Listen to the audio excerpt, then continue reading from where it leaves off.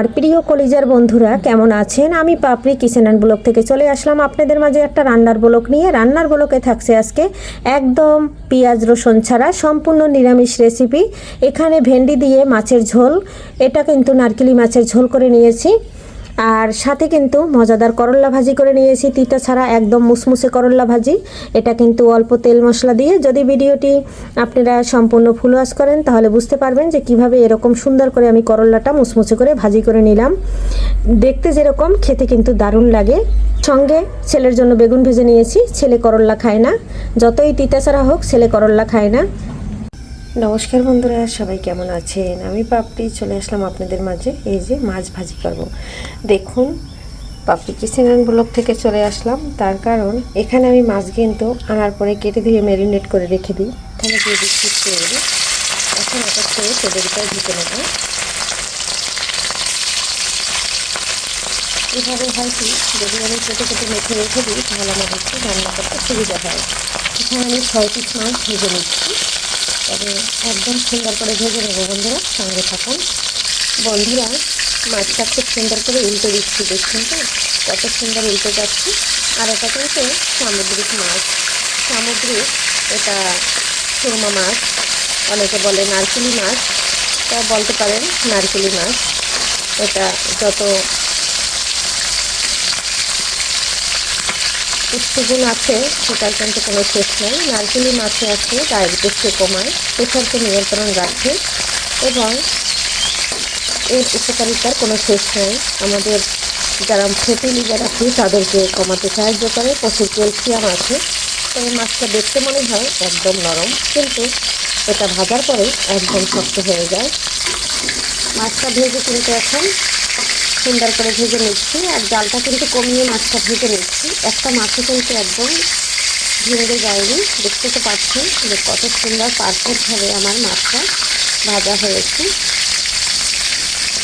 উল্টে পাল্টে খুব সুন্দর করে ভেজে তুলে নিলাম। এখানে দিয়ে দিলাম জিরা ফোড়ন। এখানে ঢেঁড়সটা কেটে নিয়েছি, এখন ঢেঁড়সটা দিয়ে দেবো।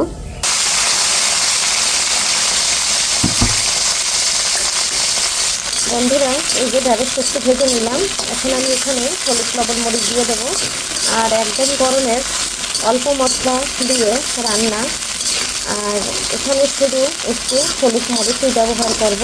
এটাই কিন্তু ঢেঁড়সের তরকারিটা খুব মজা লাগবে।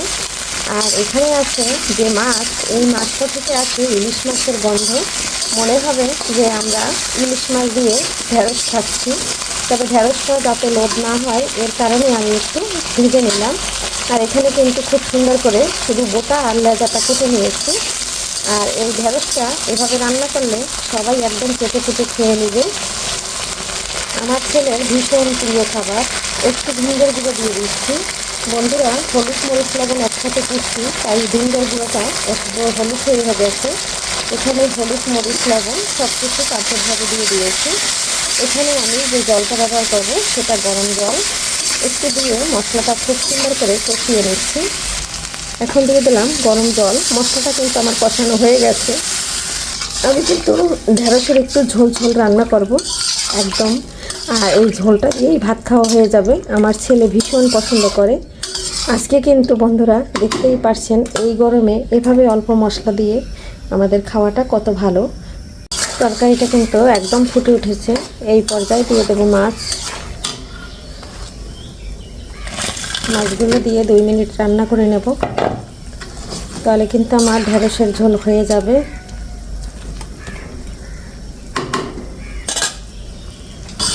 দেখুন বন্ধুরা, ঢেঁড়সটা কিন্তু আমার প্রায় হয়ে গেছে। আর ঢেঁড়সের যেহেতু আমি পাতলা ঝোল রাখবো, ঢেঁড়স একদম সিদ্ধ হয়ে গেছে। এই পর্যায়ে দিয়ে দেব একটু জিরার গুঁড়া। আর জিরার গুঁড়োটা অবশ্যই দিবেন। বন্ধুরা, ঢেঁড়স তো কতভাবে রান্না করে খেয়েছেন। একবার এরকম মাছ দিয়ে, সামুদ্রিক নারকেলি মাছ দিয়ে একটু পাতলা ঝোল রান্না করে খাবেন, এর স্বাদ কিন্তু জিভে লেগে থাকবে একদম। এতটা টেস্টি, এতটা মজা, মনে হবে যে আমি কি খাচ্ছি সেটা বলতে পারবে না। মনে হবে যে আমি ইলিশ মাছ খাচ্ছি, এরকম লাগে খেতে। আর ইলিশ মাছ দিয়ে তো ঢেঁড়স রান্না করলে খুবই মজা লাগে। তবে আমি আপনাদের মাঝে শেয়ার করলাম নারকেলি মাছ দিয়ে। ফাইনালি রান্নাটা হয়ে গেছে, এখন নামিয়ে নিচ্ছি। এই যে ঝোল ঝোল রান্না। এই গরমের সাদামাঠা রান্না একদম রেডি। অল্প সময়ের ভিতর অল্প মশলা দিয়ে রান্না করে নিলাম ঢেঁড়স মাছের পাতলা ঝোল। কেমন লাগলো বন্ধুরা? সবাই এভাবে একবার রান্না করে খাবেন। এরপরে আপনাদের সাথে শেয়ার করছি ঢেঁড়স ভাজি। করল্লাটা খুব সুন্দর করে কেটে নিয়েছি। তিতা ছাড়া করল্লা আমি কীভাবে ভাজি করি সঙ্গে থাকুন। প্রথমে একটু হলুদ দিয়ে দিয়েছি, অফ ক্যামেরা একটু মরিচ দিয়েছি, এখন একটু লবণ দিয়ে দিচ্ছি, মশলাটা দিয়ে মেখে নিচ্ছি। আর করল্লাটা থাকবে একদম ঝরঝরে আর একদম তিতাবিহীন ছাড়া। আপনারা তো করল্লা কতভাবে খেয়েছেন, একবার এভাবে রান্না ভাজি করে খাবেন। করল্লাটা একদম সুন্দর করে হলুদ লবণ মরিচ দিয়ে মেখে নিয়েছি। এখন দেবো এখানে কর্নফ্লাওয়ার। বন্ধুরা, এই চামচের 2 চামচ কর্নফ্লাওয়ার দিয়ে দিয়েছি। ক্যামেরাটা অন করতে মনে ছিল না। এখন আমি এটা মেখে নিচ্ছি খুব সুন্দর করে। এর থেকে বেশি কোনোভাবে দিতে হবে না। এখানে আমি একটা বড় সাইজের করল্লা নিয়েছি। করল্লাটাই ছিল আধা কিলো। আর এই যে করল্লাটা কিন্তু খুব সুন্দর করে মেখে নিচ্ছি। ফ্রাই প্যানে তেল দেওয়া আছে, জালটা হাই হিটে দিয়ে একদম ভেজে নেব উল্টে পাল্টে, তাহলে হয়ে যাবে তিতাবিহীন করল্লা ভাজি। বন্ধুরা, করল্লাটা এখন উল্টে পাল্টে দিচ্ছি আর এভাবে খুব সুন্দর করে হাই হিটে একদম ভেজে নেব। এখানে কিন্তু কোনো প্রকারের জল বা ঢাকনা কিছুই দেওয়ার প্রয়োজন নেই। একদম যেরকম মুখমুখে হবে সেরকম কিন্তু তিতা ছাড়া হবে। একদম অনেকে করল্লা খেতে চায় না। এই যে দেখুন বন্ধুরা, করল্লাটা কত সুন্দর ভেজে নিচ্ছি। সূর্য মামার দেখা যাচ্ছে। আজকে রান্না করতে একটু দেরি হয়ে গেছে। আজকে আমি ভুলে গিয়েছিলাম, মানে অ্যালার্ম বাজছে, অ্যালার্ম কেটে দিয়ে আবারও ঘুমিয়ে গিয়েছিলাম, তাই সূর্য মামার দেখা পাওয়া যাচ্ছে। মানে আমার সূর্য ওঠার আগে প্রতিনিয়ত রান্না হয়ে যায়।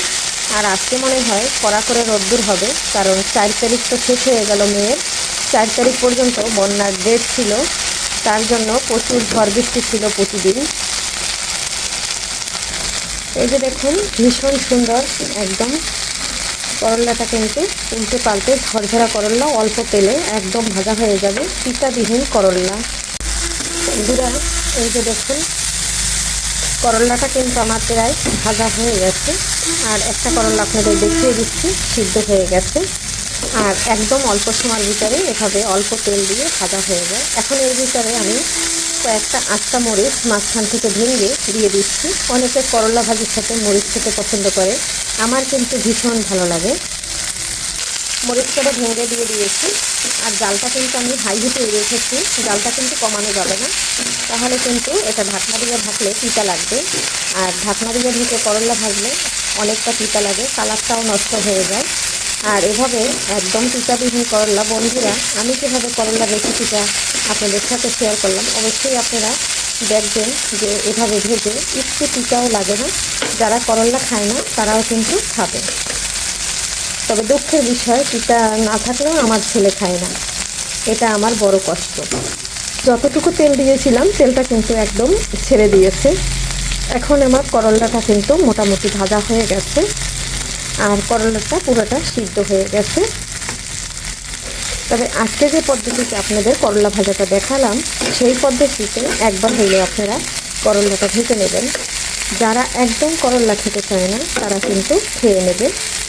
এতে কিন্তু একটুও তিতা কোনো অংশ থাকবে না যে কী ভাজা করা হচ্ছে, করল্লা না অন্য কিছু।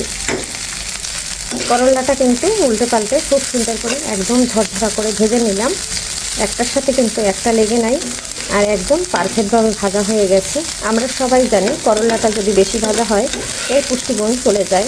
তাহলে বন্ধুরা, তিতা ছাড়া কীভাবে করল্লা ভাজবেন রেসিপিটা সম্পূর্ণ দেখলে বুঝতে পারবেন। আশা করছি আজকের ভিডিওটি আপনাদের কাছে ভীষণ ভালো লাগবে। এখন আমি নামিয়ে নেব। এখন নামিয়ে নিচ্ছি, একদম রেডি হয়ে গেছে। দেখুন বন্ধুরা, কতটা মুচমুচে হয়েছে বুঝতেই তো পারছেন।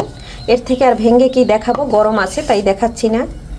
ফাইনালি করল্লা ভাজা শেষ হয়ে গেছে। আজকের মতো বিদায় নিচ্ছি। সবাই ভালো থাকুন, সুস্থ থাকুন। আবারও দেখা হবে নতুন কোনো রেসিপিতে।